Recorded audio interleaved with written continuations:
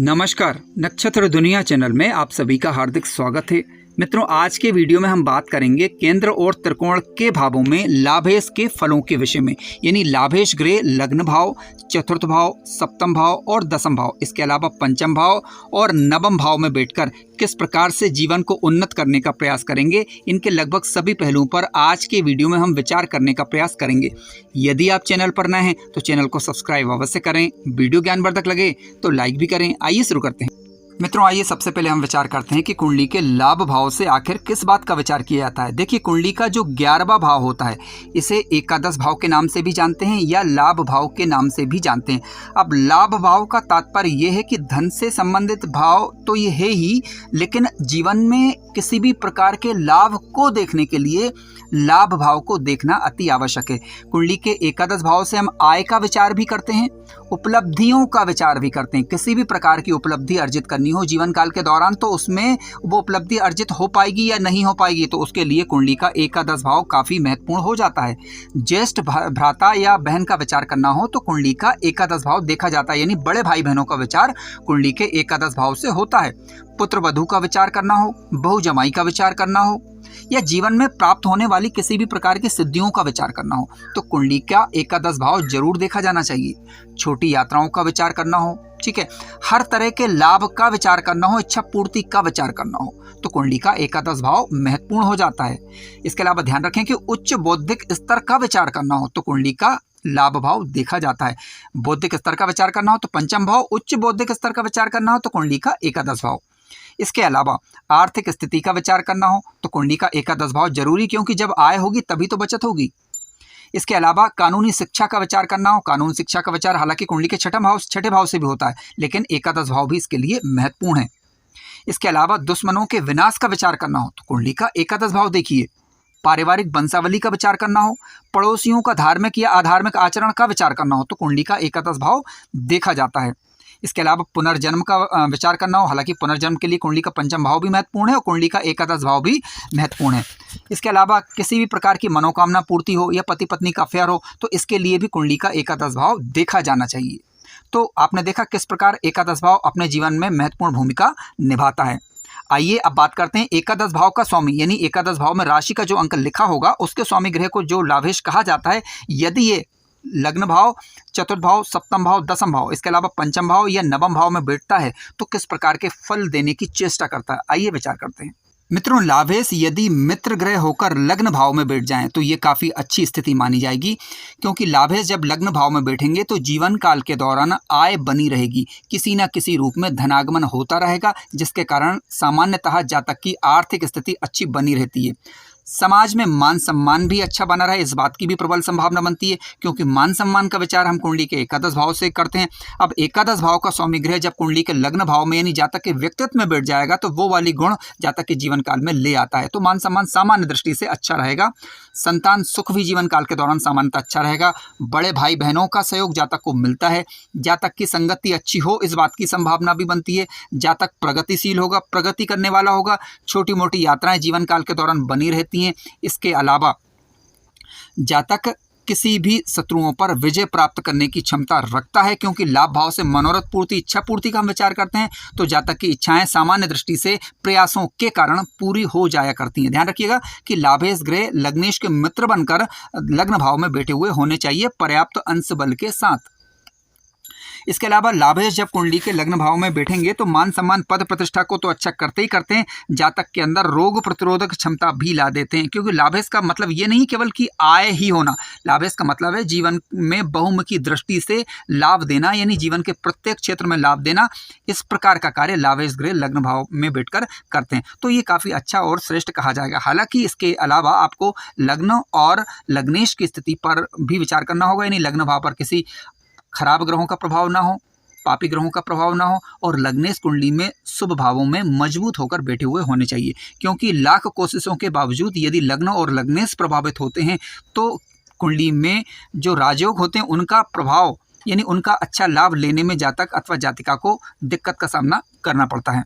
मित्रों आइए अब बात करते हैं कुंडली के चतुर्थ भाव की। देखिए कुंडली के चतुर्थ भाव में जब लाभेश बैठते हैं मित्र ग्रही होकर, तो कुंडली के चतुर्थ भाव की बात करें तो माता का विचार, भूमि भवन वाहन का विचार, अचल संपत्ति का विचार हम यहाँ से करते हैं। लाभेश ग्रह जब यहाँ पर मित्र ग्रह होकर बैठेंगे तो ऐसी परिस्थिति में घर की जमीन जायदाद को बढ़ाने वाले होंगे, यानी जातक के जमीन जायदाद में वृद्धि होगी, माता के सुखों में वृद्धि होगी, जातक दीर्घायु हो इस बात की भी एक प्रबल संभावना बनती है, माता शिक्षित हो सकती हैं। इसके अलावा जातक को स्थायी संपत्ति का सुख मिलता है, चल अचल संपत्ति को बढ़ाने वाले ऐसे जातक कहे जाते हैं। यानी लाभेश मित्रग्रही होकर यदि चतुर्थ भाव के अंदर बैठते हैं तो ये काफ़ी अच्छा कहा जाएगा। घर के सुखों में वृद्धि करने वाला होगा जातक, स्व उपार्जित धन से अपने जीवन काल के दौरान भौतिक सुखों को भोगेगा और माता पिता वाले सुख को, माता पिता वाले घर के सुख को आगे बढ़ाने का प्रयास करेगा, उसमें सुख और समृद्धि लाने का प्रयास ही करेगा। नैतिक गुण की दृष्टि से अगर देखा जाए तो नैतिकता का गुण ऐसे जातकों के अंदर पाया जाता है। जातक हृदय से कोमल होंगे, यानी दया करने वाले होंगे और परोपकार करने वाले ऐसे जातक कहे जाएंगे। ध्यान रखिएगा कि लाभेश यदि यहाँ पर कोई पापक ग्रह लाभेश बनकर बैठ जाए और या फिर नीच राशि या शत्रु राशि के होकर यदि लाभेश बैठ जाएं तो जिन बातों की अभी हमने चर्चा करी उसमें कहीं ना कहीं कमी देखने को मिलेगी, थोड़ी बहुत परेशानियां फिर रह सकती हैं। मित्रों कुंडली का सप्तम भाव, जिसे दाम्पत्य जीवन का भाव, व्यापार का भाव अथवा जाया भाव के नाम से भी जाना जाता है, जब लाभेश ग्रह मित्र ग्रही बनकर कुंडली के सप्तम भाव के अंदर बैठते हैं तो जातक को अपने जीवन साथी का सुख जीवन काल के दौरान प्राप्त होगा, जीवन साथी का सहयोग मिलेगा, जातक जीवन साथी के सहयोग से जीवन में तरक्की करेगा, इस बात की संभावना प्रबल बनती है। विवाह के बाद धनागमन अच्छा होगा, दोनों मिलकर अपने व्यवसाय को आगे बढ़ाने वाले हों इस बात की भी एक प्रबल संभावना बनती है और जीवन को एक सही पटरी पर लाने का प्रयास करते हैं लाभेश ग्रह यहाँ पर बैठकर और जातक की मनोरथ पूर्ति में मददगार होते हैं। जातक परोपकारी होगा, धार्मिक किस्म का होगा, दैनिक लाभ जीवन काल के दौरान सबसे बड़ी बात है कि दैनिक लाभ को लाभेश यहाँ बैठकर काफ़ी अच्छा कर देते हैं। व्यापार के माध्यम से, विदेश के माध्यम से जातक धन आगमन कर पाता है। लेकिन ध्यान रखिएगा कि जिन बातों पर अभी हम चर्चा कर रहे हैं वो इस बात पर कर रहे हैं कि लाभेश मित्र ग्रह बनकर बैठे हुए होने चाहिए सप्तमेश के कम से कम, ठीक है, यानी खराब अवस्था में नहीं होने चाहिए। अब मान लीजिए कि लाभेश ग्रह यहाँ पर किसी भी कारणवश खराब हो जाते हैं या नीच राशि में बैठ जाते हैं या पीड़ित हो जाते हैं तो दाम्पत्य जीवन से संबंधित थोड़ी बहुत दिक्कत परेशानी जीवन काल के दौरान बनी रहे, इस प्रकार की संभावनाएं बनती हैं। आर्थिक परेशानियां थोड़ी बहुत बनी रहे इस बात की संभावना बनती है। मित्रों लाभेश यदि कुंडली के दसम भाव के अंदर बैठ जाएं, देखिए कुंडली के दसम भाव की बात करें तो ये कर्म का भाव है, व्यापार का भाव, किसी भी प्रकार के कर्म आप करते हैं तो उसका विचार कुंडली के दसम भाव से होता है। लाभेश ग्रह जब कुंडली के दसम भाव में मित्र ग्रह बनकर यदि बैठते हैं तो जातक अपने माता पिता का ध्यान रखने वाला, अपने पिता के कार्यों को आगे बढ़ाने वाला, शासन प्रशासन से सहयोग पाने वाला और सहयोग करने वाला होता है। यानी शासकीय कार्यों में या जनता से संबंधित कार्यों में जातक को लाभ हो इस बात की संभावना बनती है। लेकिन हमें एक बात का ध्यान रखना होगा कि लाभेश अब अपने ही घर से 12वें हो गए हैं, यानी आय में उतार चढ़ाव की स्थिति बनी रह सकती है, आय में थोड़ा बहुत दिक्कत बनी रह सकती है या आप इसे इस तरीके से ले सकते हैं कि खर्चे बड़े चढ़े थोड़े से रह सकते हैं। लेकिन हाँ, व्यापार की दृष्टि से अगर देखा जाए, पिता के सहयोग की दृष्टि से देखा जाए तो इसमें जातक को कहीं ना कहीं लाभ होता ही देखा गया है। ऐसे जातक सफल व्यापार भी होते हैं क्योंकि लाभेश जब दसम भाव के अंदर यानी कार्य क्षेत्र के अंदर बैठेंगे तो कहीं ना कहीं जातक को सफल व्यापारी या कार्य क्षेत्र में उसे तरक्की देने का प्रयास जरूर करते हैं। जातक धनवान जरूर होगा, जातक के पास इतना धन अवश्य होगा ताकि भाई अपना जीवन यापन अच्छे से कर पाए, स्व उपार्जित धन से भूमि भवन वाहन का लाभ जीवन काल के दौरान भोग पाए। यदि कुंडली के पंचम भाव में बैठ जाए, देखिए कुंडली का पंचम भाव एक त्रिकोण का भाव है। लाभेश जब पंचम भाव में बैठेंगे तो जातक को संतानवान बनाएंगे, जातक की संतान परोपकारी होगी, विवेकशील होगी, जातक स्वयं भी विवेकशील होगा क्योंकि लाभेश जब कुंडली के पंचम भाव में बैठेंगे तो अपनी सातवीं दृष्टि से लाभ भाव को भी देखेंगे तो जातक ईश्वर में आस्था रखने वाला होगा, पिता से सुखी होगा, शिक्षित होगा। इसके अलावा पूर्वानुमान लगाने की क्षमता लाभेश ग्रह जातक को प्रदान कर देते हैं, ये सबसे बड़ी बात होती है। शेयर मार्केट इत्यादि में भी लाभ की संभावना बनती है। हालांकि ये केवल एक पहलू हुआ, इसके लिए हमें शेयर मार्केट का जब कभी भी विचार करना हो तो हमें अन्य पहलुओं पर भी ध्यान देना जरूरी होता है। लाभेश पंचम भाव में बैठकर पंचम भाव से संबंधित चीज़ों में वृद्धि करने का प्रयास करते हैं। इसके अलावा जातक की मनोकामनाएं सहज ही पूरी हो जाया करती हैं, यानी थोड़े परिश्रम से ही उसको अधिक लाभ मिल जाया करता है। अब मान लीजिए कि लाभेश जो है पीड़ित होकर कुंडली के पंचम भाव के अंदर बैठ जाएं तो कहीं ना कहीं बुरे कार्यों में भी लिप्त हो, इस बात की संभावना फिर बनती है। ऐसी परिस्थिति में आप ये देखें कि अन्य शुभ ग्रहों का प्रभाव लाभ भाव पर या पंचम भाव पर या लाभेश पर पड़ रहा है अथवा नहीं।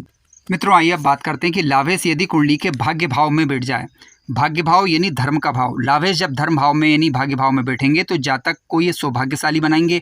जातक धार्मिक किस्म का होगा, भाग्य में आय लिखवा कर ऐसे जातक आते हैं, यानी थोड़े ही परिश्रम से इनको आय प्राय हो जाया करती है। जातक धनवान होगा, पिता से लाभ मिलेगा, पिता के कार्यों को आगे बढ़ाने वाला, धार्मिक जगहों से जुड़कर या तीर्थ स्थानों से जुड़कर लाभ पाने वाला होगा, समृद्धशाली होगा, छोटे भाई बहनों का सहयोग करने वाला होगा, भाई बहन सहयोगी होंगे।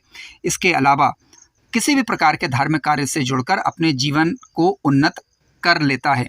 जब लाभेश जब कुंडली के भाग्य भाव में बैठेंगे तो ये भी अपने आप में एक प्रकार का राजयोग है जिसका लाभ जातक को जीवन काल के दौरान देखने को मिलता है। ध्यान रखिएगा कि लाभेश मित्रग्रही होकर जब धर्म भाव के अंदर यानी भाग्य भाव में बैठेंगे तो ज़्यादा अच्छा लाभ देंगे। यदि शत्रुग्रही होकर बैठे तब भी कहीं ना कहीं थोड़े बहुत लाभ इनके जरूर ही देखने को मिलते हैं।